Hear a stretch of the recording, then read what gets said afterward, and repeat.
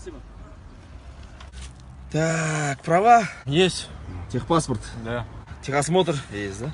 Аптечка есть? Да. Огнетушитель есть? Есть. Габариты все горят, да? Угу. Ага. С кем живешь? В смысле? Ну, с мамой. С мамой, значит, да? Перед выходом из дома маму поцеловал? Зачем? Как зачем? А где гарантия, что маму еще раз ты увидишь? А где гарантия, что вообще домой вообще живым вернешься? Где гарантия? Нет же гарантии. Поэтому надо всегда маму поцеловать перед выходом из дома. И вообще, когда маму целуешь, да, у тебя вообще проблем не будет.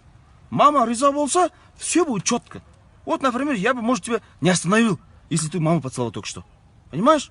Так что давай, оформляем, походи. За что оформляешь? Новый закон вышел. Маму, если перед выходом не целуешь, действуем РП штраф. Ну я папу поцеловал. Папа не пойдет, пойдем. Снизу сверкала голова, ол жүректегі шапағат.